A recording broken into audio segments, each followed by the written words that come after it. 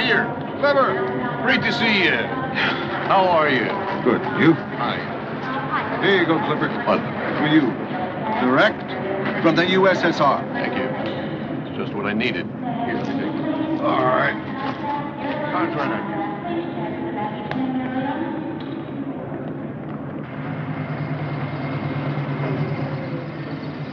Oh, you know, the usual round of talks. Ellen stayed in a hotel most of the time. We weren't allowed to sightsee much. Well, didn't you have any fun at all? Oh, yes. He gave all the Russian committeemen subscriptions to the Wall Street Journal. He will do anything for a laugh. Welcome home! Welcome home! Hello. Oh, see you both. Too. How you been? Good. How Добрый день! Hi. Mwah. Как дела? What is this hat? A woman. For you? Oh. How do you like my Russian?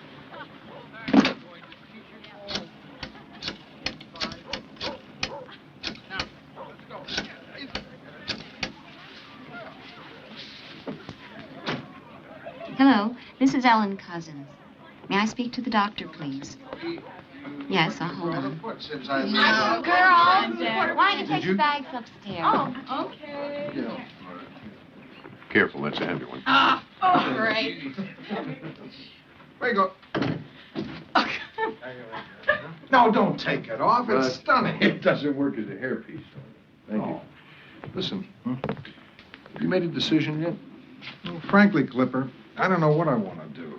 Leave Saturday Review or stay. Right now, I'm so bushed. The offer to go to Hawaii and run the East-West Institute sounds very appealing. No. That's the chicken's chair. You know Ellen's penchant for fresh eggs. Sorry. Oh, yeah. 25 years, Cos. Dean of all New York editors. Saturday Review wouldn't be the same without you. Hell, we might even have to start working. Hello? Hi, Bill. I'm glad I got you in. Ellen, when did you get back? We just got back from the airport.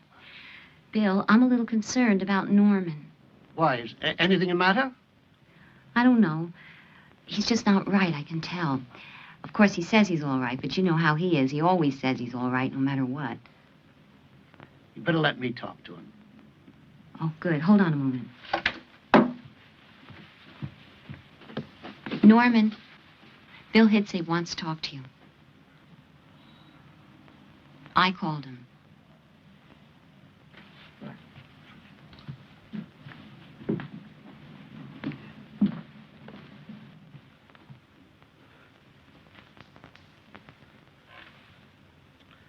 Hi, Bill.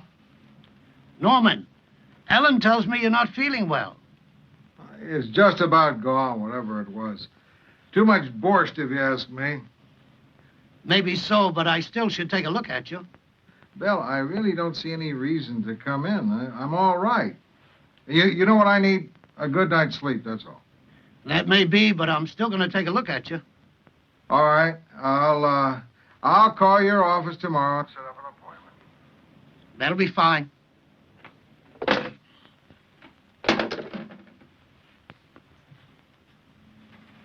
You're happy. Mm-hmm. There's not going to be anything.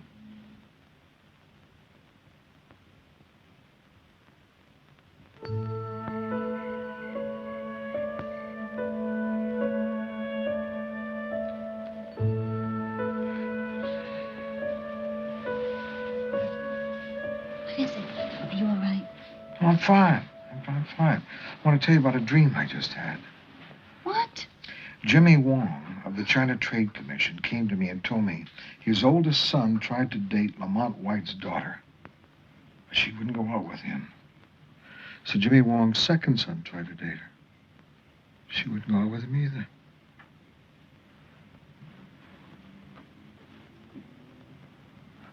So? Don't you see what that proves? Two Wongs don't make a White. No. Norman. Two. Oh. Well, good night, dear. I love you. Your patience with me is phenomenal. Norman, I love you, too. Mm. I don't know what I'd do without you.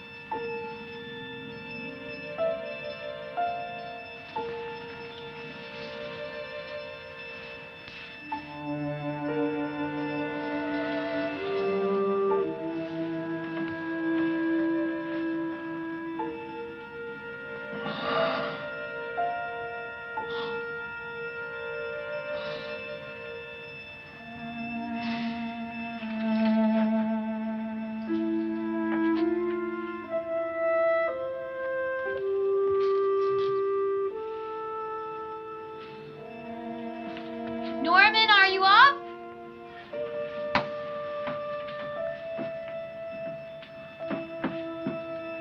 Breakfast is almost ready. I'll be down in a few minutes.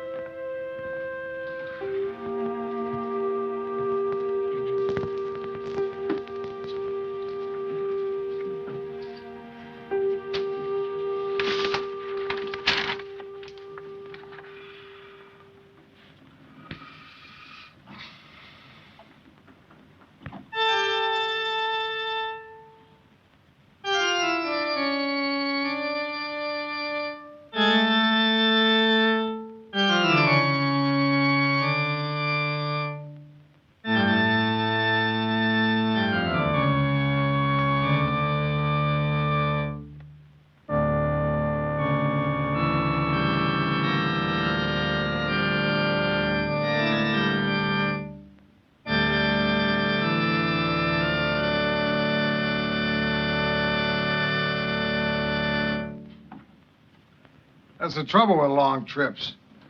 You can't practice. You get rusty.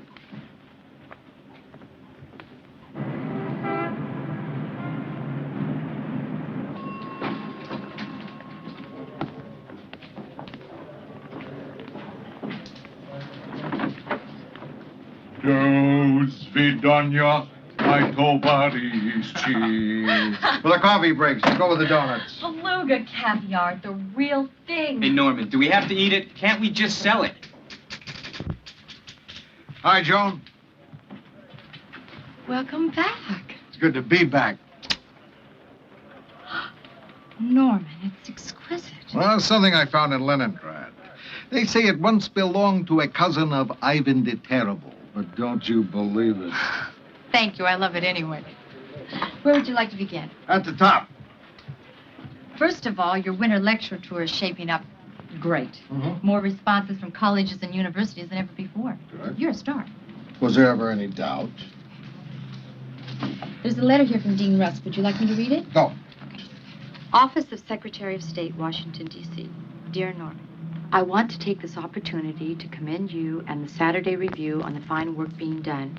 You're performing great service and stimulating serious thought about the overriding questions of the atomic age. May you carry on for many more years. Sincerely yours, Dean Rusk. That's very nice of him. I'll dictate a reply later. What's next? Pick one.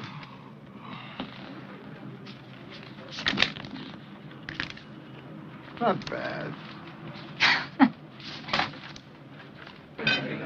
Norman, I know you're not feeling well, so thank you a lot for making time for this lunch. No, honest to God, I appreciate your help. It's been on my mind since before you left. 65, it's a briefcase, please. I mean, I'm not anti-science, but damn it, something has to be done to set the standards for experimenting on live animals, and I don't see that being approached. Thanks, twice. Good. Sorry. I'm with you, Clipper, whatever you say. Well, the point is that these corporations have a completely free hand to experiment. Burns me up. Race you back to the office. What? Race you back. Well, I'm gonna beat you. You know I will. Yeah, but yeah. Norman, because I let you win because you're the editor. Yeah. Okay. On your mark. No, Norman. Get set. I don't want to do this. Go! Stop thief! Stop thief! That man stole my briefcase! Stop that man! Hey, hold it up, hold it up! Oh, please, officer, this can be explained. Yeah, sure it can. Norman, will you tell the officer it's a joke? Norman, will you tell the officer this is... The name is Bob, Buster, and this is my briefcase. I can prove it because I put $5 right under this pocket. See? See? Officer, this man is joking. I'm telling you, this is a setup. This man's my boss. He is an incorrigible spoofer. Oh, cuz I'll get you for this. Rotten thief. See, this is a setup.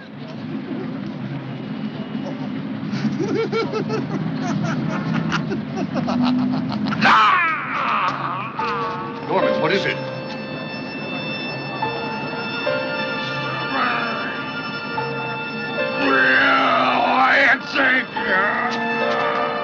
Taxi!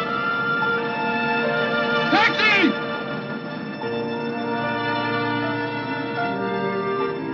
Our bedroom was on the second floor of the hotel in Moscow.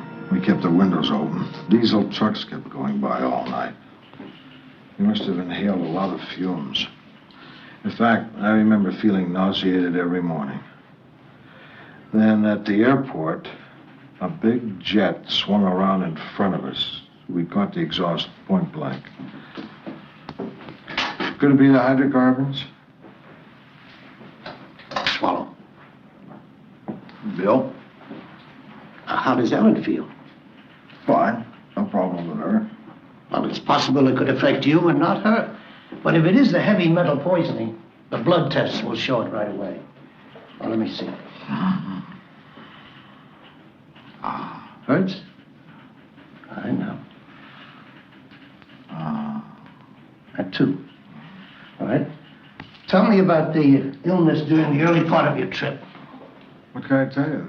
The fever went to 103. Strep infection? It was never identified. It left as soon as it came. What about the trip itself? Frantic. One frustrating problem after another. Follow-ups all over the place. Late-night paperwork, meetings. Seems as though this whole year has been like that.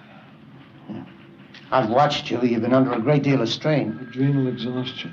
Could that be what this is all about? What? Thank you.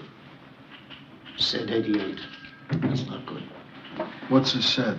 Well, it's something like a blood count, only a little more complicated. I'm going to put you into Mount Sinai. I want a complete workup on you. Bill, can I wait till tomorrow? I've got a lot to do today. No, it can't.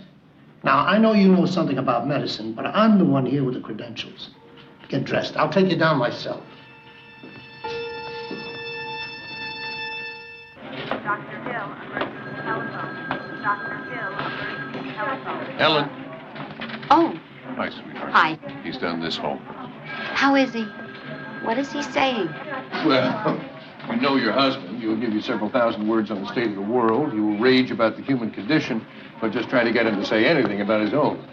Well, do the doctors know anything now? No, not yet. Oh, Ellen, you know how thorough Bill Hitzig is. You'll get to the bottom of it. Don't worry, everything's going to be all right. Listen, he's right down there in 201. I'm sorry, I've got to get back to work. I'll check with you later. Bye. Thanks.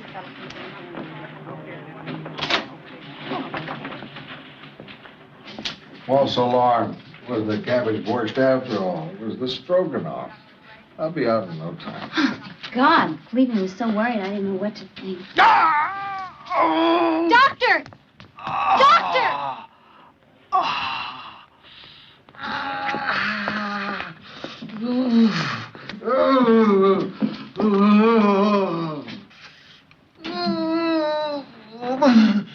What does it hurt, Mr. Cousins? Everywhere. Everywhere.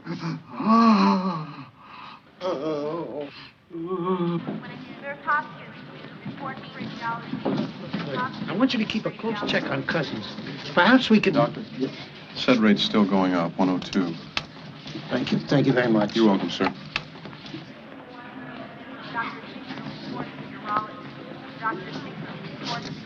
Ellen, I'm sorry. We still don't have a handle on this. The latex test for arthritis has come up negative. But I'm still not convinced. I'm going to bring in Dr. Paulson. He's a very good man in rheumatology. Well, maybe he can shed some light. Ellen, why don't you go downstairs and get something to eat? Oh, I'm not hungry. Look, I've got rounds to make. Please don't stay too late. You've got a long ride home. Anything new, I'll call you. All right? Bye. Bye.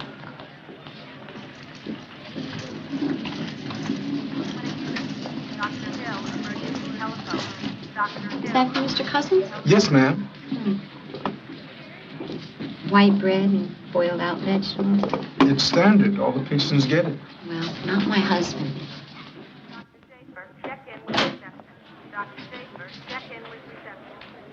Hi.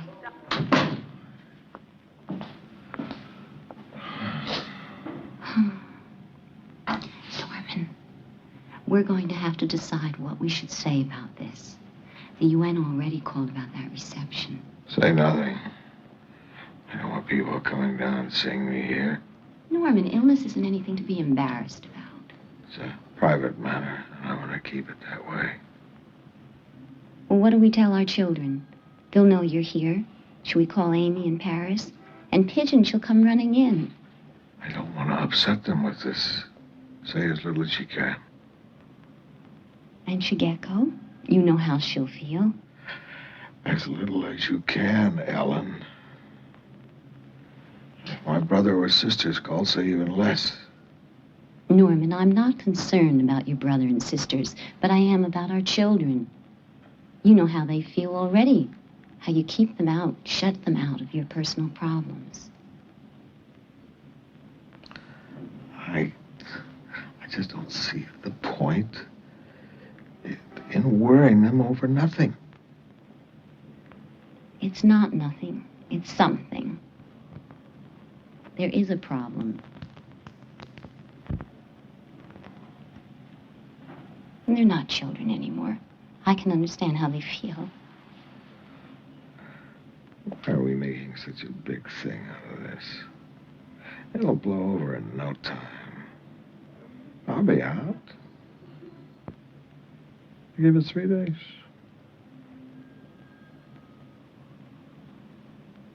Well, what about 2 days? Make it 1. All right, I'll check you out in half an hour, okay? There.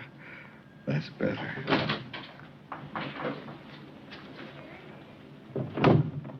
What's that? I need some blood, Mr. Cousins. Again? 4 different people have taken blood from me today. Well, different departments. Can't you people coordinate and draw it from the same vial? Your arm, please. Can't you take urine instead? I can spare that a lot easier than I can blood.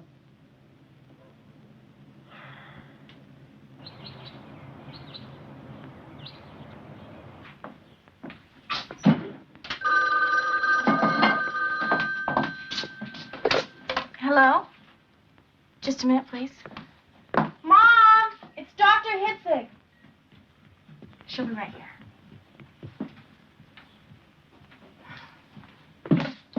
Yes, Bill. Ellen?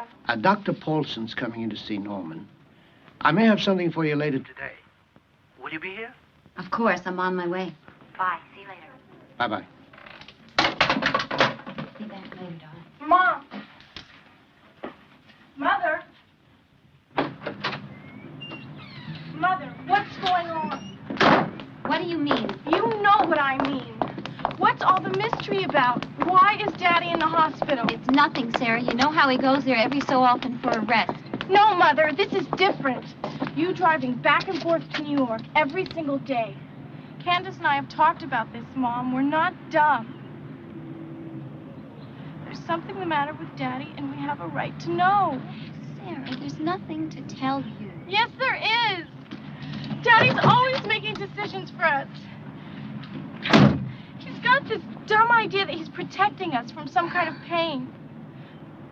Mom, life is full of pain.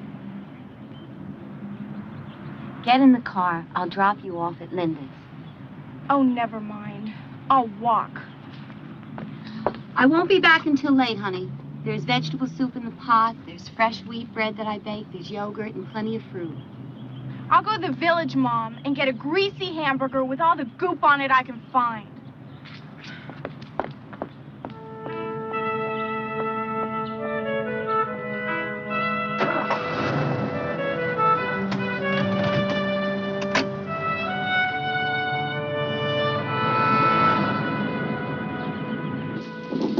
Discuss the elements of the case. Sure.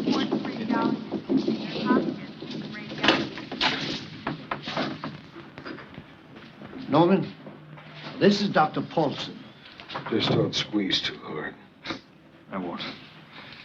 Shall we begin the examination? Ready when you are.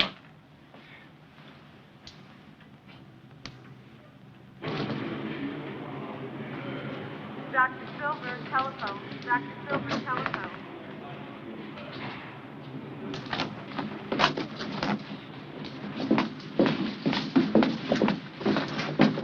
Ellen, I'd like to talk to both of you.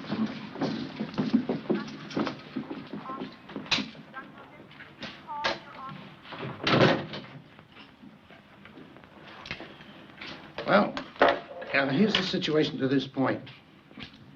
We seem to have a variety of opinions.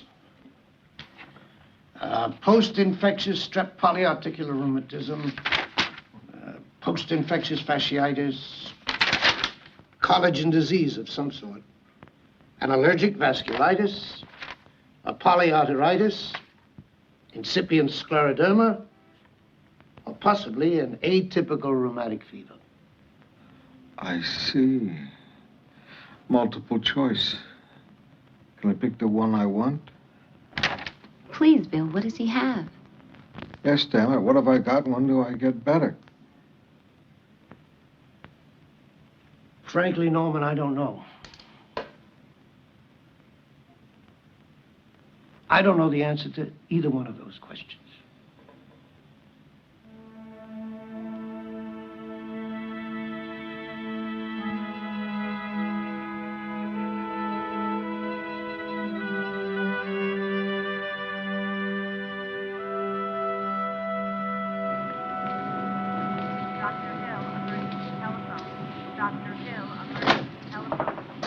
Sorry to bother you, Mr. Cousins, but I need some blood.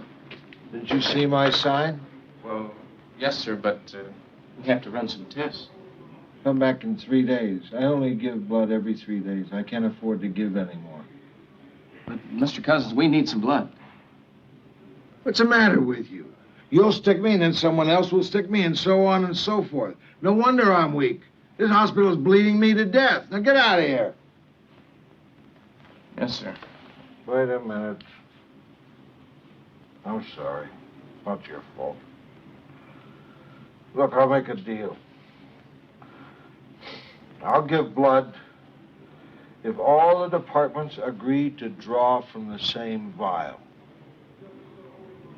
Yes, sir. I'll discuss it with Dr. Hitzik. Okay. Now, don't make me move, please. This is the closest I'll ever get to heaven. take from here.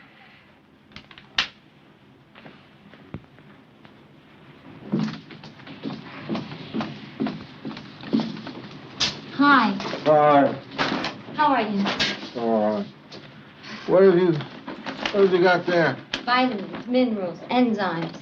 Oh, honey, I can't eat all that. You won't have to. Where are you going now? I'll be right back. You just got here. I'll be back. Dr. Schaefer, deputy. Dr. Schaefer, deputy. Hi. I'm passing out fresh vegetables. Carrots.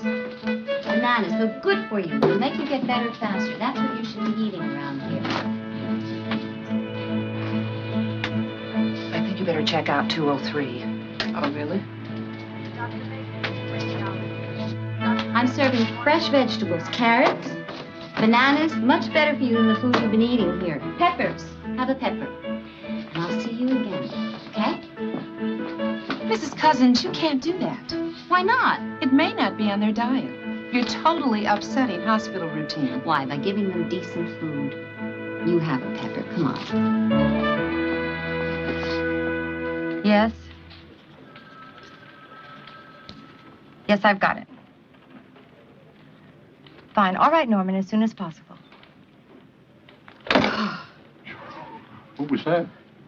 Norman dictating his editorial. From the hospital? Well, why not? You can run the magazine from Africa. You can certainly run it from the hospital. Would you like to sign it? Sure. Go ahead, I'll catch you there. Mr. Cousins' office. Joan, is my father there? No, he's not, Chicago. When did the hives first appear? When I woke up this morning, my skin feels like it's being chewed by millions of red ants. That's probably a reaction to the butazolidine. It's not serious. Nodule? I saw that. Would you stand, please? I'm not sure if I can make it.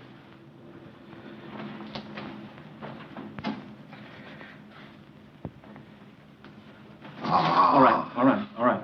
We'll increase the codeine. That'll ease the pain. Mr. Cousins, in my opinion, based on my examinations, you are suffering from some form of paralysis which is progressive. And I think you should prepare yourself for a long-lasting disability.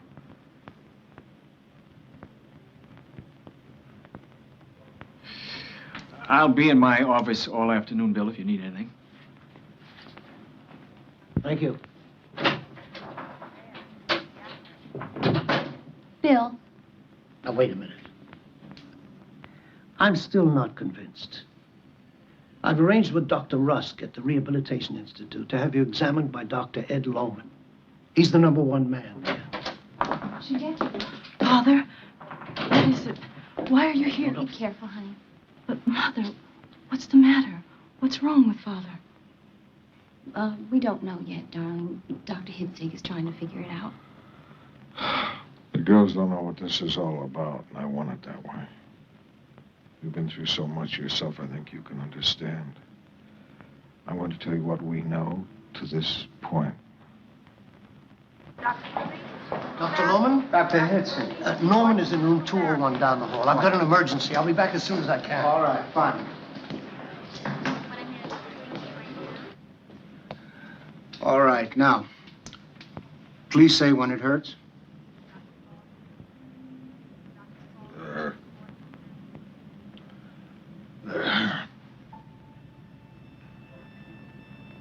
There. There!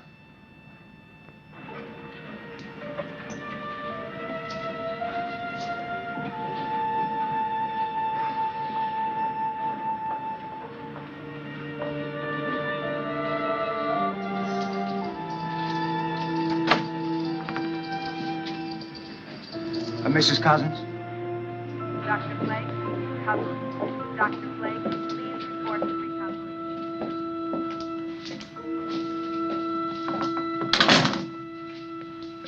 Dr. Hitzig is on his way. Shall we wait for him?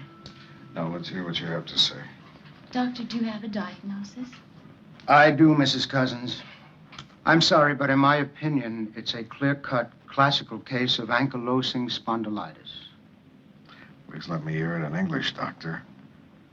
Ankylosing spondylitis. It's a degenerative bone disease. It just keeps getting worse and worse. I'm afraid there's no cure.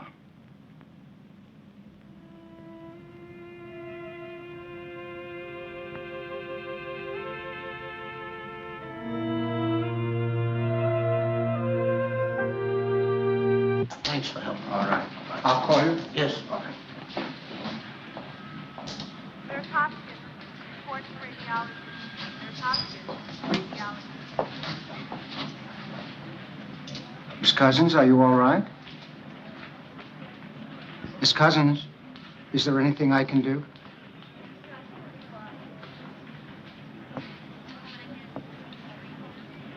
I was 12 years old. I was on my way to school when the atom bomb exploded over Hiroshima. I raised my hand to shield my eyes.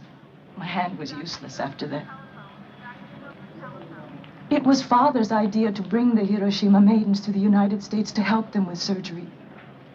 Many other people in this country, experts, said that it was a bad idea, that the girls would not like it here, that they could not eat the food, that they would hate the Americans who had done them the harm.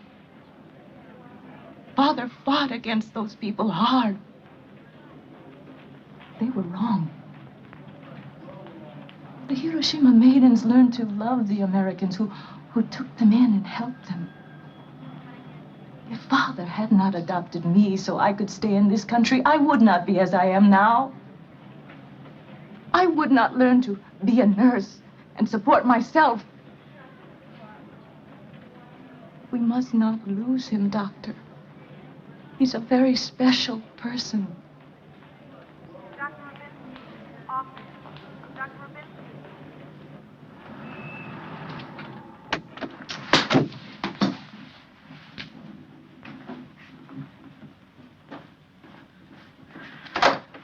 Mother.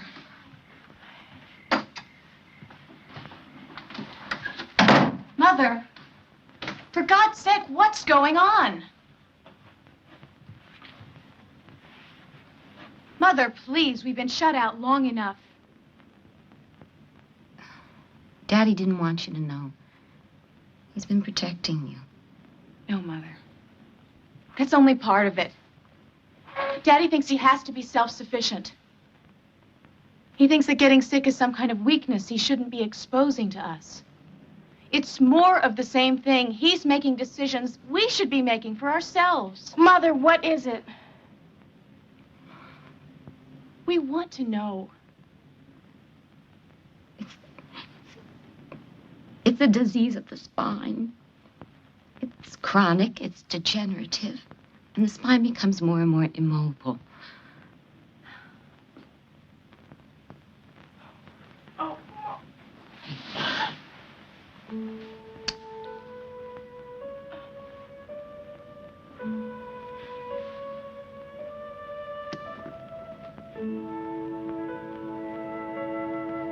Dr. Albert Schweitzer, Lamborine, Belgian Congo, Africa. Dear Albert, thank you for your letter and for your concern over my illness. It has been diagnosed as ankylosing spondylitis. It's a degenerative illness of the spine, which I'm afraid is quite serious. I remember you writing about your midlife illness, how it completed your education. You said you joined the fellowship of those marked with pain, that ever after you would understand those who are ill and could better help them. By strange coincidence, I met someone with the same disease as mine. The spine would be frozen, he said.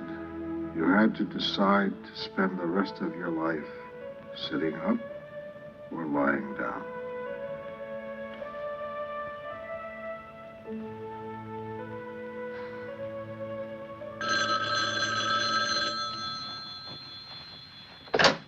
Hello? Standing. What? Not sitting up or lying down. Standing. I'm going to lick it. I don't care what anyone says. Norman. What is illness anyway? A laundry list of problems to solve. A war. The other side establishes a beachhead. Your side fights back. Whatever it throws at me, I'm gonna throw right back. Norman, would you please calm down?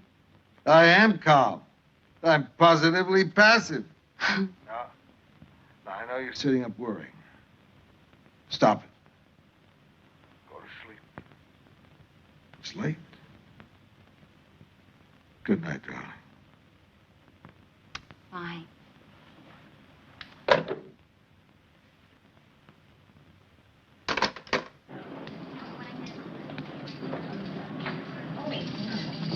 Good morning. Good morning.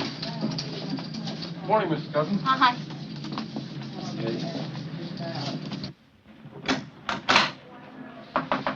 Hi. Ah. A picnic. Right. How do you feel? Great. Everything hurts. Let's get rid of some of the garbage. Ah. Have some good food. What'd you bring? Fresh everything. How about some apple juice? Give me. Now, are you interested in finishing a conversation that you started at 3 a.m. this morning? Of course. As long as you don't sit on the edge of the bed. Right.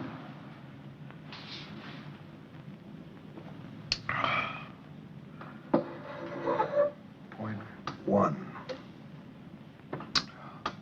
No panic. It increases stress. It makes everything worse. Unfortunately, sometimes the medical profession itself gives everyone the shakes. Ellen, I was thinking about the day the insurance doctors turned me down. Evidences of coronary occlusion, they said. Give up the work, go to bed, or you won't make it to your next birthday. Remember when I came home that day? Yes, I do. Candace and Sarah were standing at the gate with their arms out, waiting for you to pick them up. Remember what I did? You picked them up. And you threw them in the air. Again and again. And I thought you'd gone crazy. Ellen, I had a decision to make then as to how I was going to live. I have a decision now as to how I'm going to live. Right? I'm going to keep throwing the girls in the air. Right. Please, call the office. Get the research library. I want to get to know all about this disease. I want to lick it.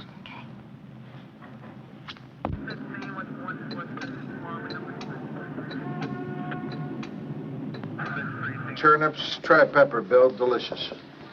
Forget about the vegetable salad, Norman. What do you want to talk to me about? Albert Schweitzer once told me that illness never stayed with him long. He was too inhospitable a host. Each patient, he said, carries a doctor inside him. Physicians are at their best when they give the doctor who resides in each patient a chance to work. Vis medicatris naturae. The healing power of nature. Well, if negative emotions can produce negative chemical changes, wouldn't positive ones produce positive chemical changes? I mean, isn't it possible for love, hope, faith, laughter, confidence, the will to live, to have therapeutic value? Norman, there's nothing so revolutionary about that. All doctors know that a patient's attitude has a large bearing on healing. I want to change my treatment. I want to start taking responsibility for myself. I want into the act, but I don't want to do it alone. I want a first-rate doctor monitoring me. Bill, I need your partnership in this. How do you want to change the treatment? I want to drop all the painkillers. I know butazolidine and aspirin are anti-inflammatory, in that they make some sense, but they're toxic. All right. You're hypersensitive to the butazolidine anyway. What about the pain? How do you expect to handle that? Well, I'll handle it if I feel I'm getting somewhere. And the joint inflammation, how do we get at that?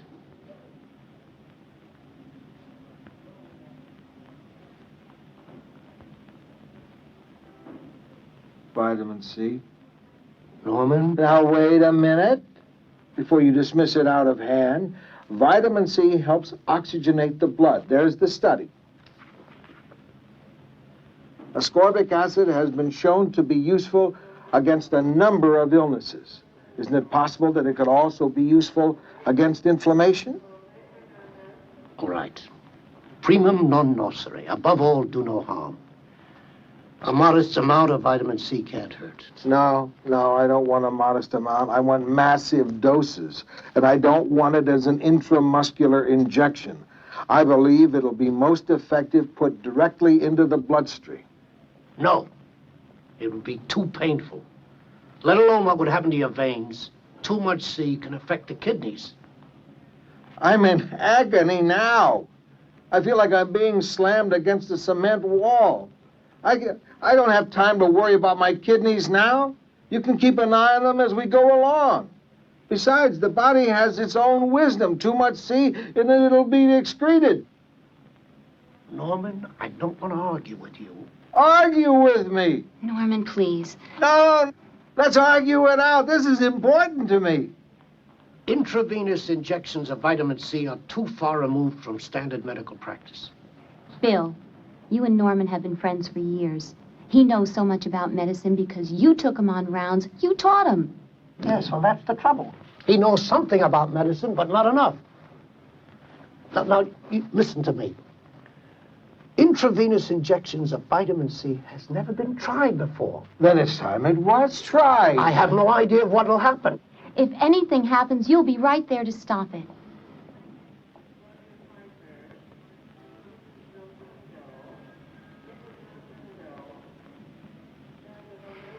All right. All right. But that's the condition. I say stop, we stop. No arguments, none whatsoever. Agreed. Vitamin C. You're the one who started him on it in the first place, aren't you? Oh, me? Yes, you.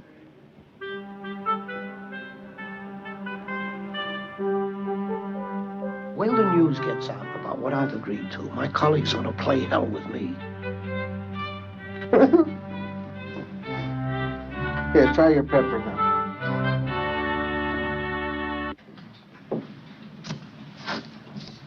Ready, Doc? Thank you. The sooner we start, the sooner we'll know.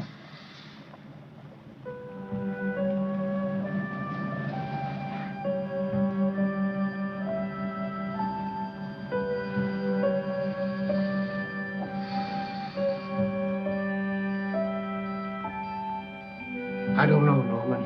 All this vitamin C, I just don't know.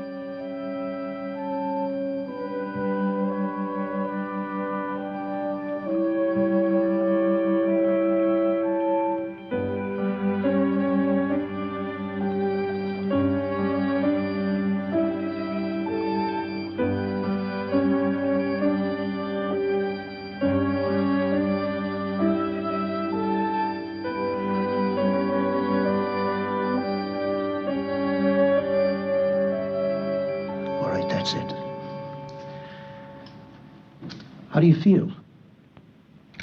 How do you want me to feel? Norman, this is no time to make a joke about this. I feel great. Okay. I need a sedative. But I want to increase the vitamin C tomorrow. Gradually, I want to get it up to 25 grams. In time, in time. You rest now, Norman. I'll be back in a while.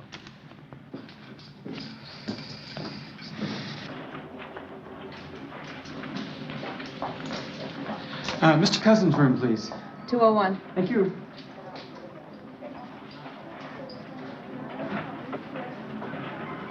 Well, I am puzzled by certain aspects of the case. Excuse me, George. I'll see you later, Phil.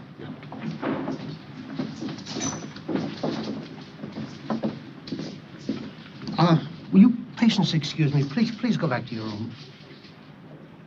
Hi, Bill. Oh, man, now, what is this? Positive emotions. The Bible tells us a merry heart works like a good doctor. The ancients pointed out that laughter is good medicine. And Sydenham himself, whoever he was, clinched it. The arrival of a good clown, he said, will be better for the town's health than 20 asses laden with drugs. No offense, Bill. I'm going to run some old Marx Brothers movies. Okay, Norman, I'm set. Roll it.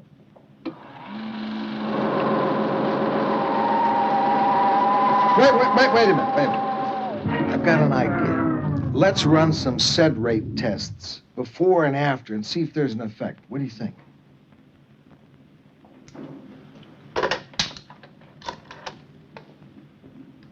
Lad, will you send someone to 201 to draw blood? Thank you.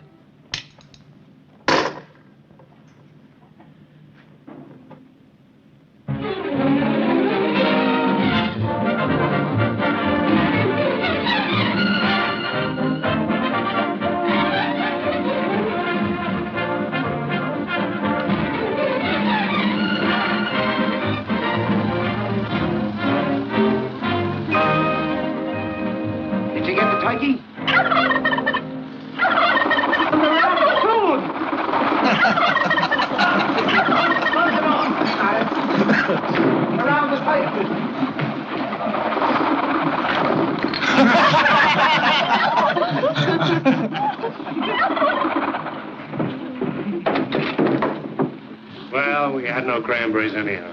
Well, this only goes to prove what I always said. The hotels are no good. Okay,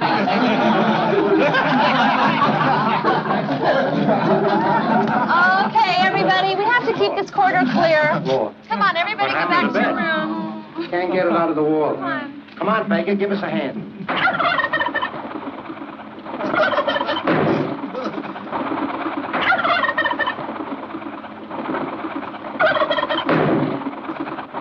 How do you like it? It's the same for my second act. I don't like it. If you don't like it, we'll put in another scene. You can have any scene you want.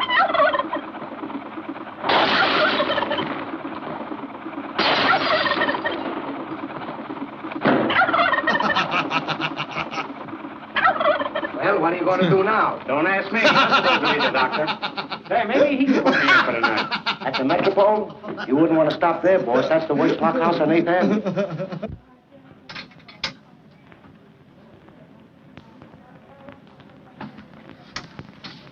Okay, thanks, Jack. Emergency telephone. Dr. Hill, emergency telephone.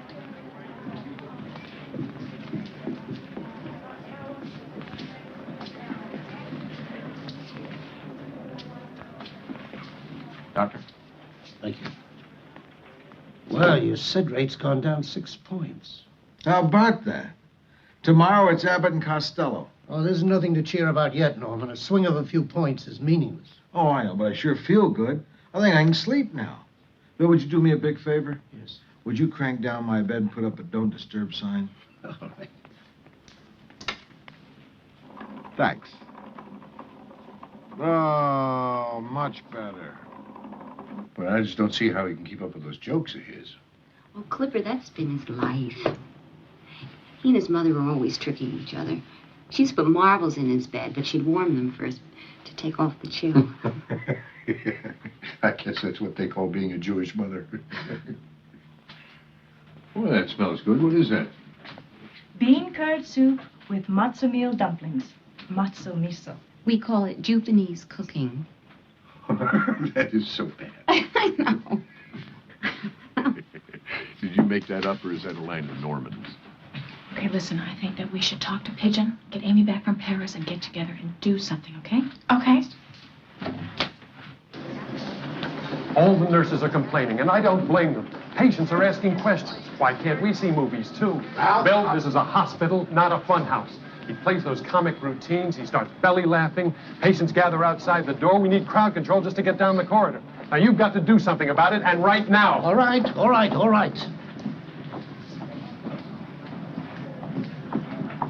More gauze.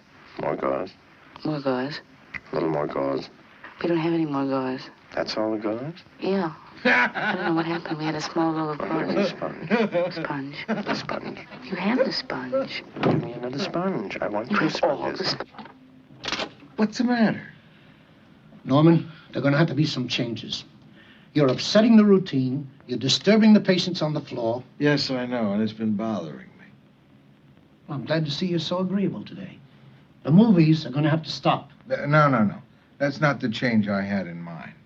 I've been thinking, and I've come to the conclusion that a hospital is the wrong place to get well in. The minute you fall asleep, someone will be in to change the sheets. Damn it, Norman, be fair. It's one hell of a job running a big hospital. Yes, I know, I understand. All right. Still, I've decided it's time for me to move on from here. What are you talking about? You're sick. You're going to need care. I know. Bill, you've got a lovely penthouse apartment at the Mayflower Hotel. I'll rent a small suite there. It'll work out fine. You'll be right on the spot to keep an eye on me, right? It's a beautiful idea. The food will be better, a lot better. The rent will be cheaper, too. Isn't it a great idea? Watch this. 2 points! Damn it, Bill. I just heard you're letting Norman leave the hospital. Is that true? Yes. That's crazy. You know what the problem is? You're too close to him, and you are letting him shove you around. Oh, Cleveland, don't you start in on me, too. Bill, Norman is a rare man. He is the best damn editor this city has ever seen. And he's one of the few who cares anything about the ordinary guy. Most of them, you know, can't wait for noon Friday so they can escape to their enclaves in New England. Then they shut themselves off from the very people they say they're writing for. Norman's not like... See, the problem with Norman is his idealism carries him straight into the realm of fantasy, experimenting on himself like this, and you're letting him get away with it. Well, Bill, I understand. You don't want to argue with him because he's sick. Well, Norman is counting on that. That is abject tyranny on his part. And you're letting him do it. All right, I'll argue with him. Go ahead, Amory. Argue. No, I can't argue. This is crazy. Norman belongs in a hospital, not a hotel. Bill, if I got a sick burro, I'm not going to show him Marx Brothers movies. I'm going to stuff him full of the best medicine I can get my hands on. I've tried my best to do that. But this isn't going to work, is it? Can you honestly tell me that you believe in this cockamamie treatment that Norman's dreamed up for himself? Can you? Cleveland, I've discussed enough medicine for one day. I'm going home to dress for dinner. No, wait. You haven't answered my question, Bill. Do you believe in the treatment that Norman's worked out? The important thing is Norman believes, and I think I should support him. That's not what I asked. You believe it? No, not at all.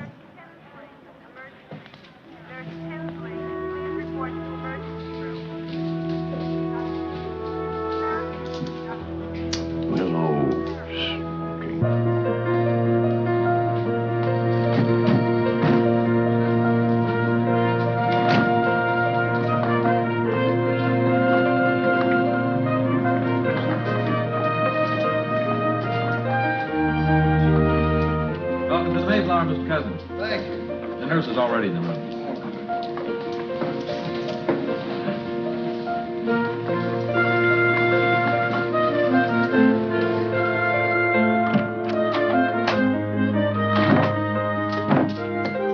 Hello, Mr. Cousins. I'm Nurse Frances. Hi, Francis. Nurse Francis. Hello. Hi, how are you? This is very nice, isn't it, Cleveland? Yeah, it's going to be great. Norman, if the news gets out, you're going to empty all the hospitals and fill up all the hotels. Norman, I think I'm going to like this. It beats the hospital. Everything's coming up roses.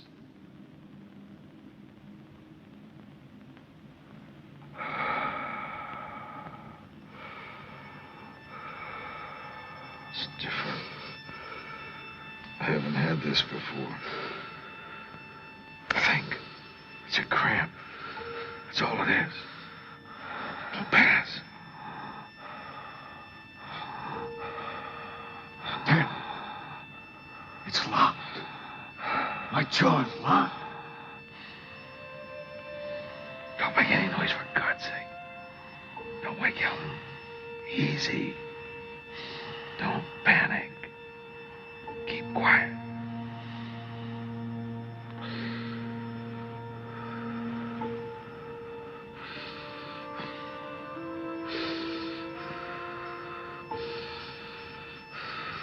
Water.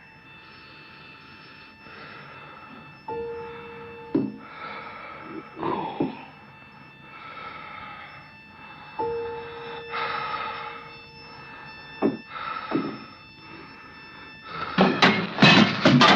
Norman?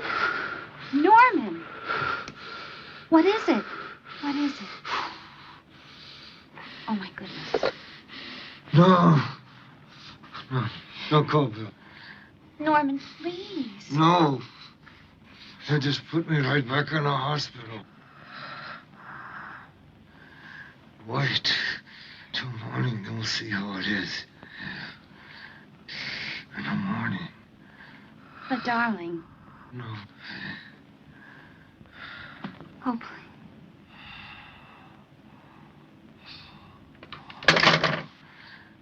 Okay. I'll be right back.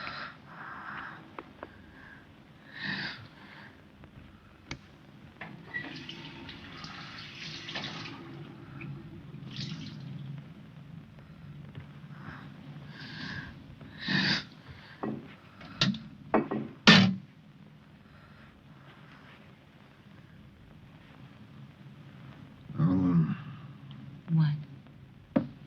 it's a lonely business, this being sick. Not with me around.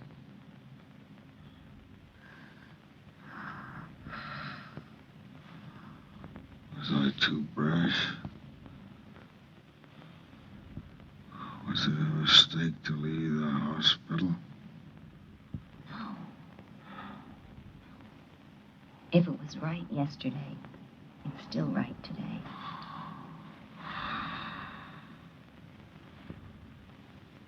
I can still do it. What? Throw back whatever he throws at me.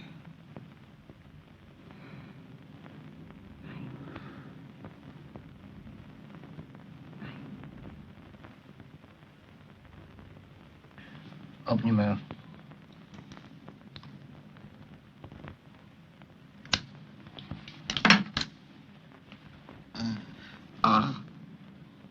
You have anything new to tell me? Now, don't kid me, Norman. It's in the jaw now, isn't it? Now, you listen to me, both of you. If you want my cooperation in this, if you want me to be a partner, I simply will not put up with your keeping anything from me. You can hide whatever you want from anyone else, but not from me. Is that clear? I'm sorry, Bella. Of course you're right. Now, you can keep on laughing your head off, and I'll keep on with the vitamin C. But you're going on round-the-clock nurses, and no argument it's called for. And one thing more. If this shows signs it's getting worse, you're going right back into Mount Sinai.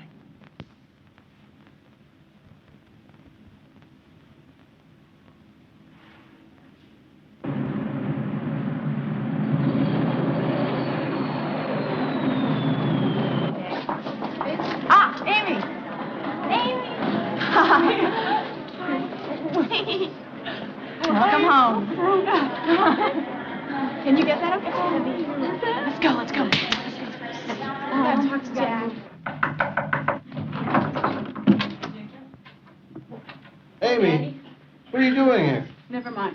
want to talk to you. What? Let's bring him over. Mr. Cousins. Oh, no, it's all right, Francis. These are my daughters. Yeah. Does your mother know you? No, Daddy. Mother doesn't know we're here. She doesn't even know Amy's back. Daddy, Hmm? do you remember what you wrote in the Saturday Review credo? What? Why, I wrote a lot of things. I wrote that the magazine is by natural right the property of the readers. That a writer must believe in what he writes. That cynicism is a waste of time. Daddy, your paragraph on feelings. That honest sentiments, honest passions, and honest indignations are among the highest expressions of conscience. That there is no need to feel shy or awkward or embarrassed in their presence. We're mad, Daddy. All of us. Shutting us out is a sign of disrespect. It's not right. It's telling us what's good for us and what isn't. And we should be deciding ourselves. You think Shigeko can handle it better because of all she's been through. But that's not true. Daddy, we love you.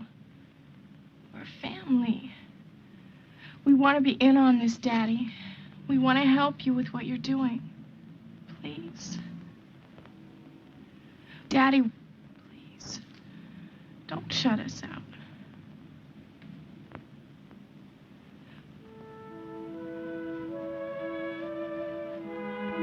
No. I know.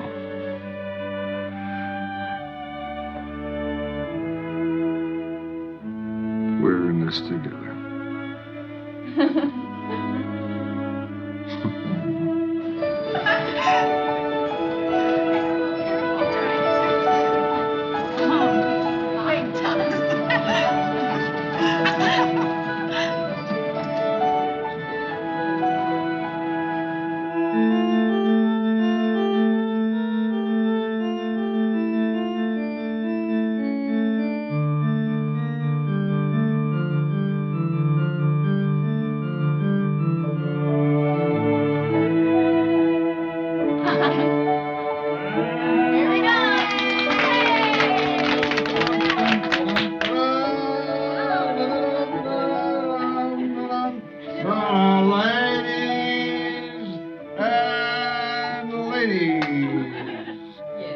Presenting in the center ring, that eminent prestidigitator, Norman Cousins, tying his shoe.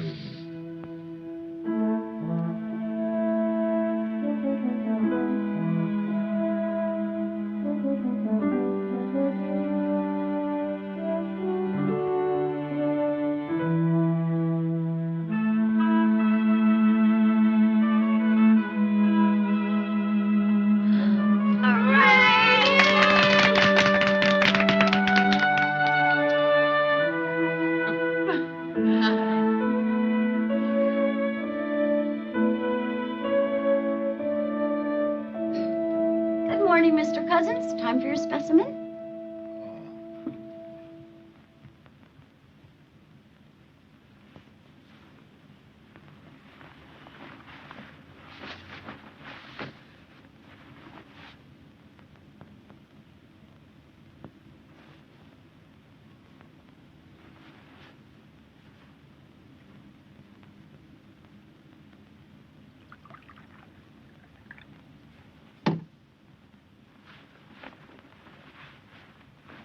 All right, Francis.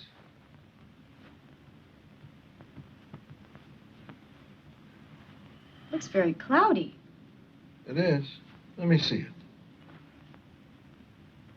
My golly, you're right. Let me run it through again.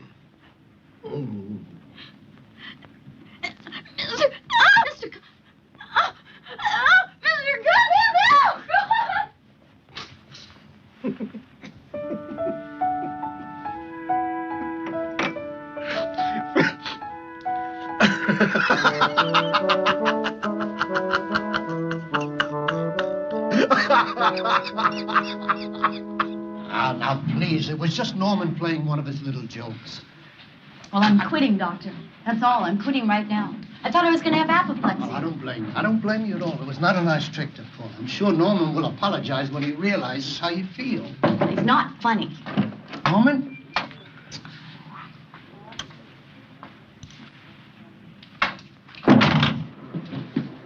Doctor, we just can't have it. Now, we have many older people in the hotel. They need their rest. I understand. Can't Mr. Cousins play the organ more softly? I'll talk to him. Can't he laugh more softly also? I'll talk to him.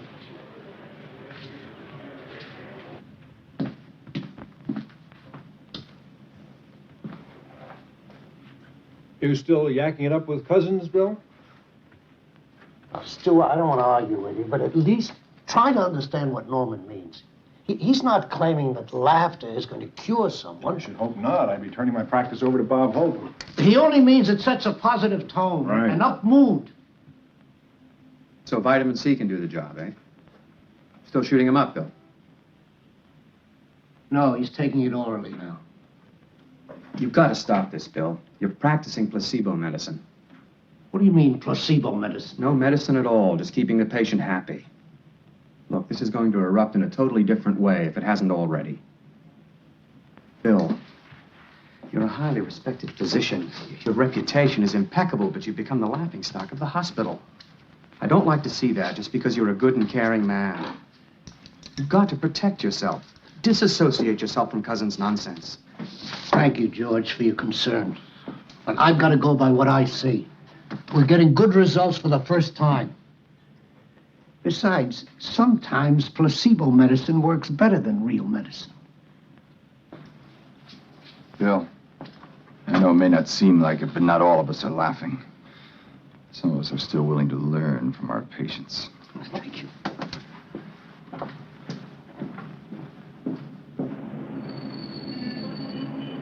Yes, I'm feeling much better. Thanks for calling. If I can make it, I most certainly will. Right. Okay, bye-bye.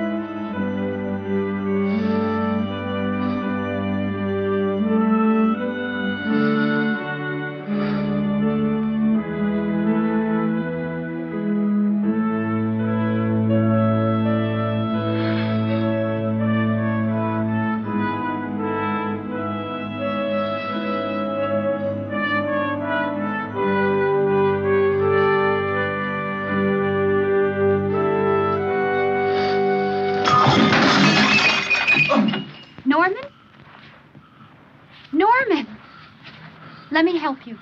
No. Please, Norman. No. Norman! Honey. No. Okay. Here. I'll just take your arm and let me help you just... No. Let me do it myself. Okay.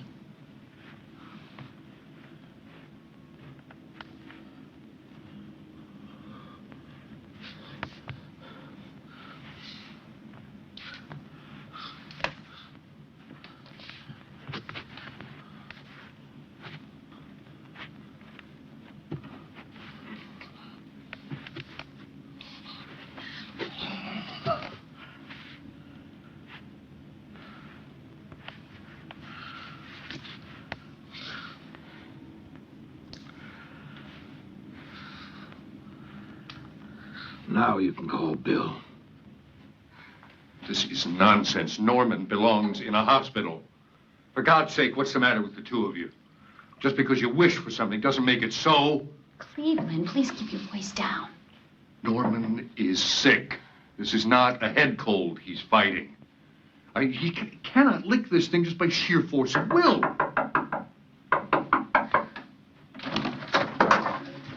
Mommy, what happened?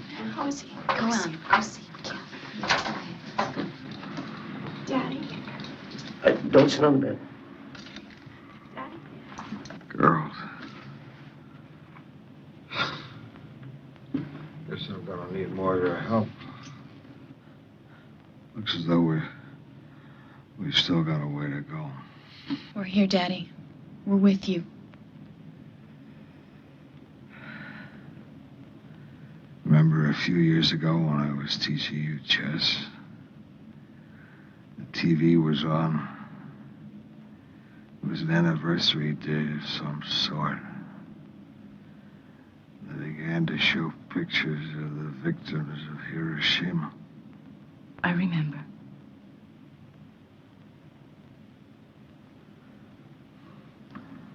I worried about you seeing them. Wanted to turn the set off. Remember what you said? Yes. Tell me again. I said I could take it.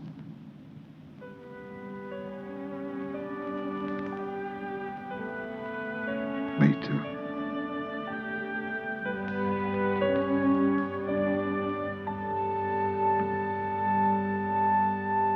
And Hideko Sumemura.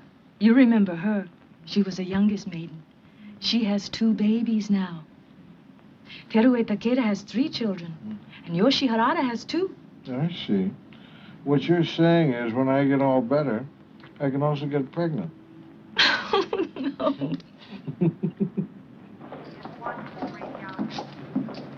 Dr. Schwartz, call your office.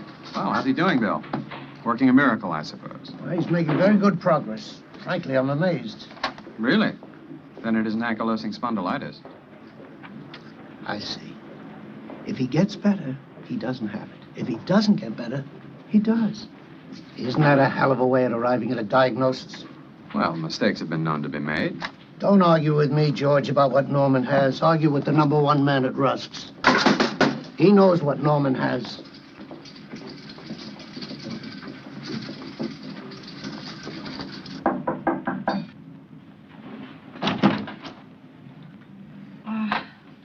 I'm Rose Farelli. I call from downstairs. Come in.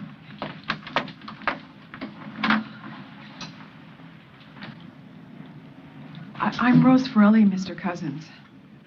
I saw you several times at Mount Sinai. I don't think you noticed me. I'm sorry I did, Mrs. Frelly. Won't you sit down? Thank you. Would you like a cup of tea? No, thank you. My husband was at Mount Sinai the same time that you were there. He was staying just down the hall from you. We used to hear you laughing, and your wife brought us fresh vegetable. My husband is very ill, Mr. Cousins. He's very, very ill. say that there's no hope. They sent him home too. I'm sorry, Mrs. Furley. They say nothing can be done for him. I want him to go on the routine that you went on for yourself. I heard them talking about it at the hospital. I want you to explain it to me so that we can do it at home. Mrs. Furley, I'm not a doctor. It's not right for me to prescribe. I told you. They say nothing can be done. I can't let it go like that. Excuse me. He's a very good man. And we have a very nice family.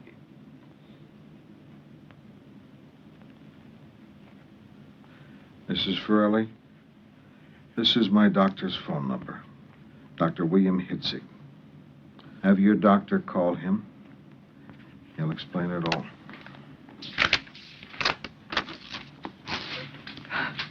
Thank you, Mr. Cousins.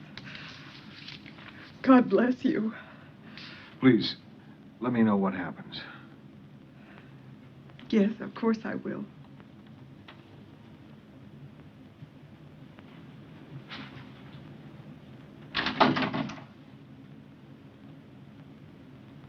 Hey, Seth? Yeah. Here it comes.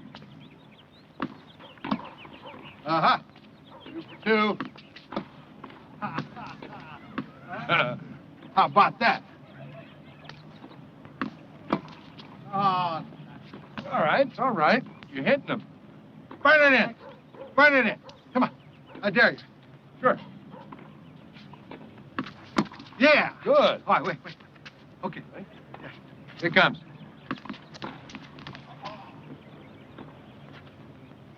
You okay? Sure. Come on.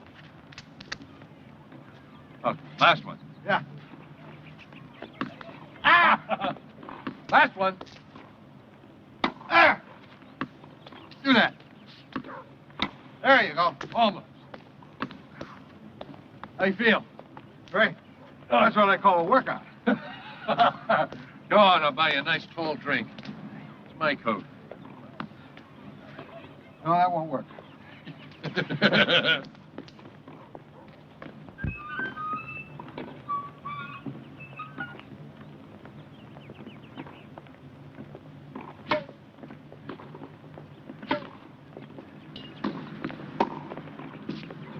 The hotel said that you were here.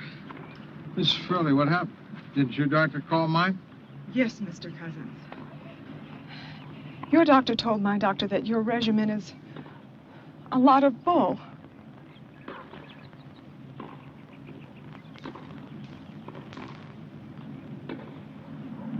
I thought you might want to know that.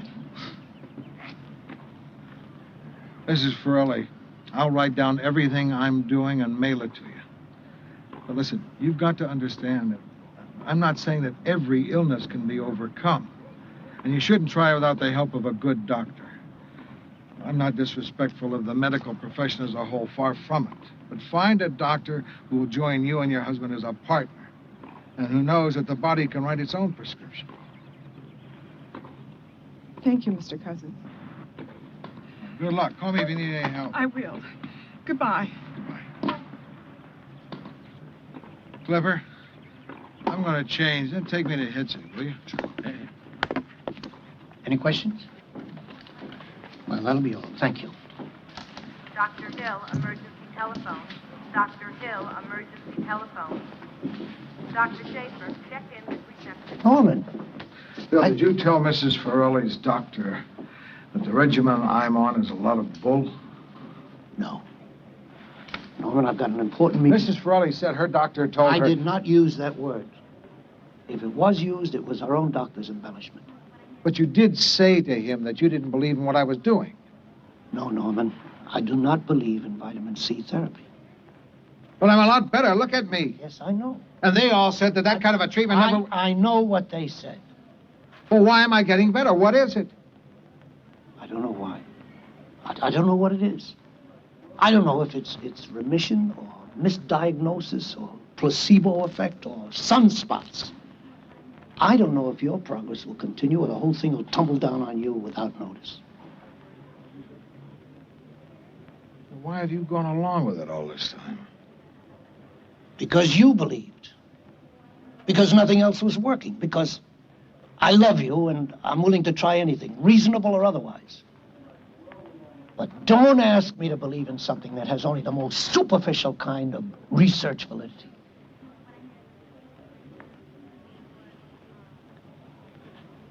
I'm a trained medical practitioner. I believe in a scientific method.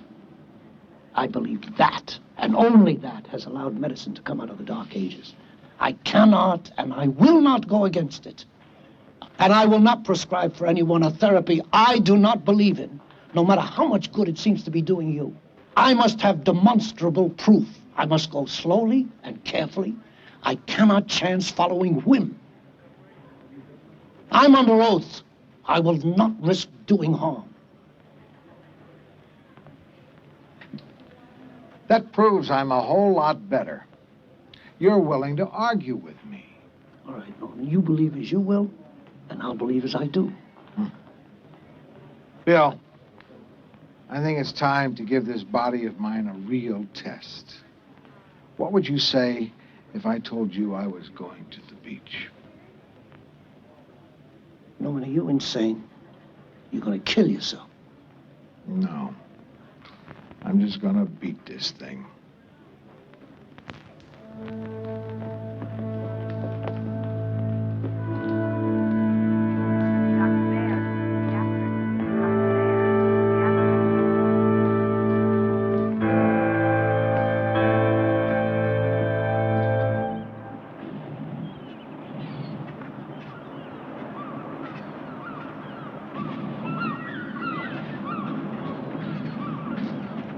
Gorgeous day.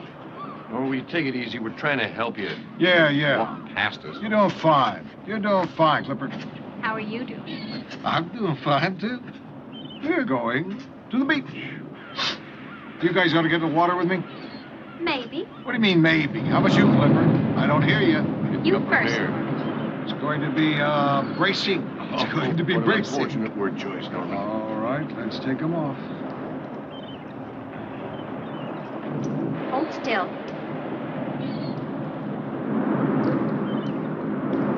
Norman, will you stand still? There. Will you lift your foot for me there? Thank you. Okay.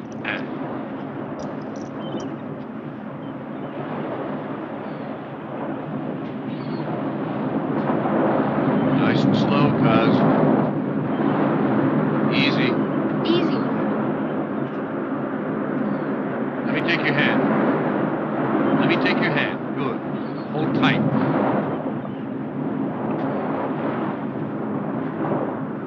Be careful. No, hon. Okay. Slow. Careful on these rocks, cuz. Okay. Let me do it alone. No, Norm.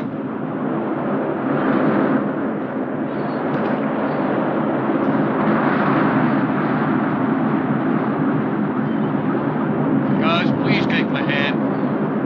Take my hand. Yeah, take it. I know.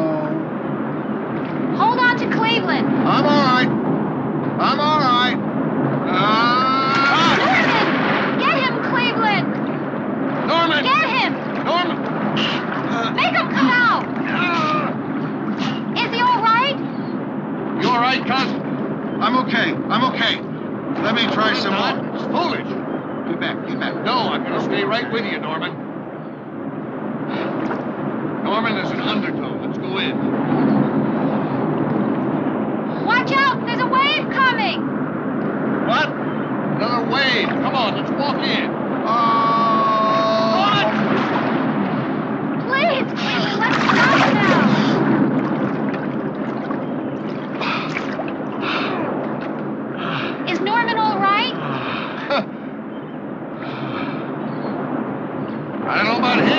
not too good. Better get back in. Getting rough, Gus. I did it, huh? Great, darling. I feel fine. I'm proud of you, Norman. I'll bet my cane worn.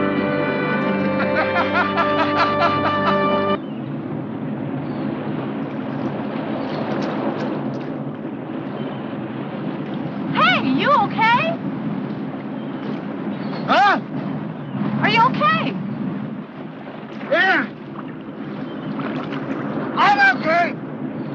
Are you sure? Are you kidding?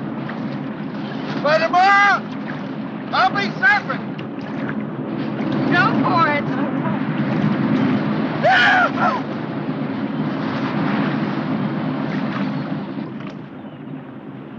He's all right. Yeah, he is.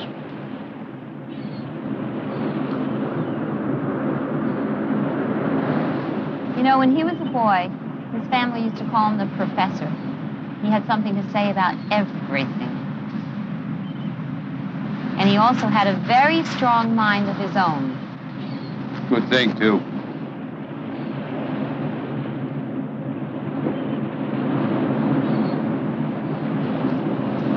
I love him, Cleveland. You know, I never thought it was possible to love anyone so much.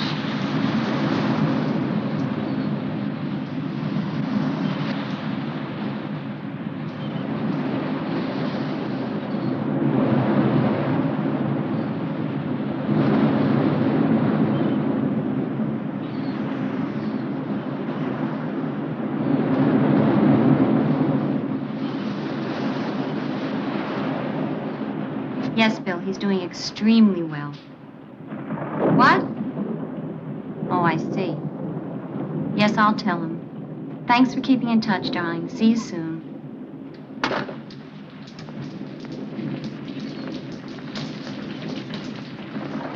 That was Bill Hitzig. He says the weather in New York is great, but the hotel doesn't want you back. They should be damn glad you play the organ, not the drums. That's okay. That's okay. It won't be necessary, because we're not going back to the hotel.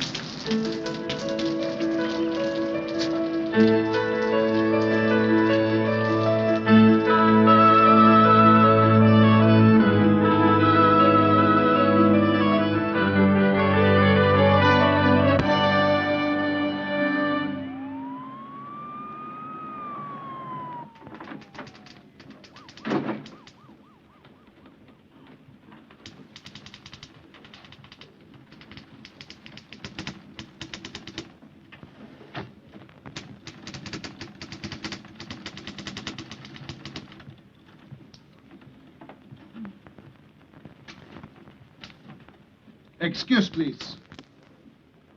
Happy day, sweetheart. My name is Professor Weizenhofer, Ph.D., University of Upper Silesia. My card, if you please. Yes, Professor, what can I do for you? Exactly. You see, sweetheart, I have geschrieben un paper on the Krippit Martians. The Krippit Martians by Professor Joseph Weizenhofer, Ph.D. The Krippit marshes are wonderful marshes. They are big marshes. They are deep marshes. They are very wet marshes. Professor. They suck people in. What the hell's going on here, Joni? Oh, Mr. Norman Cousins. Mr. Norman Cousins, to be sure. Such pleasure, Professor Weizenhofer. Congratulations. I have chosen you to publish my paper on the Krippit Marsh. You see, the Krippit Marsh by... Professor, this is not Mr. Cousins. Nine? Then where is Mr. Cousins? That's what I've been trying to tell you. Mr. Cousins isn't here. No? So I wait. I go into his office. I sit and I wait. I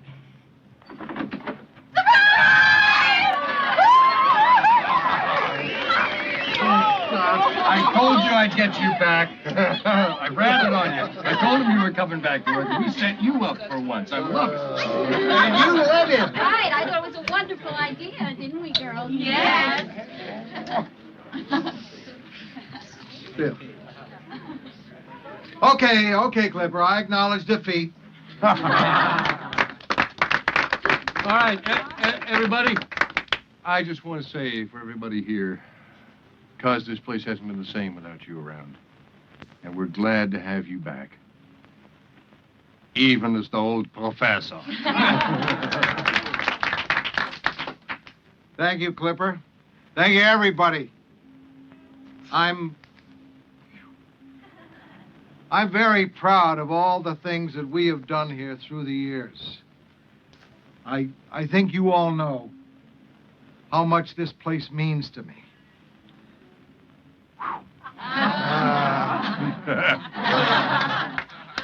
Next to my family, nothing means more.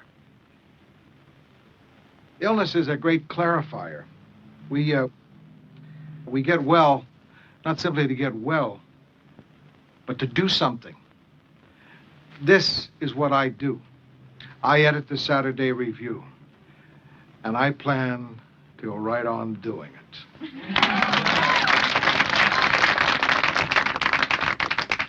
I learned a couple of other things from the illness. It brought about greater understanding between my daughters and myself, and it reaffirmed the value of a close family. I found out that there are some doctors who are all too quick to pronounce doom, and you must never underestimate the power of positive emotions, nor the incredible regenerative powers of the mind and body. Now I want to say something about the one I consider to be the real hero in all that's taken place, Bill Hitzig.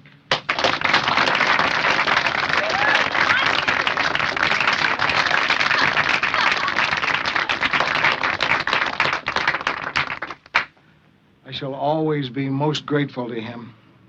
He took an enormous amount of abuse, but he had the wisdom and courage to treat not the disease, but the patient. I think it's fair to say he knows that the art of healing is still a frontier profession. And he knows no one can tell what advances will come from new knowledge about the workings of the human mind. Yes, Norman, that's fair to say. But none of that changes my mind about the vitamin C therapy. That's all right, Bill. I love you anyway. Where's that champagne? All right, Joan, you ready to work? Yes, sir. Okay, take a spoon.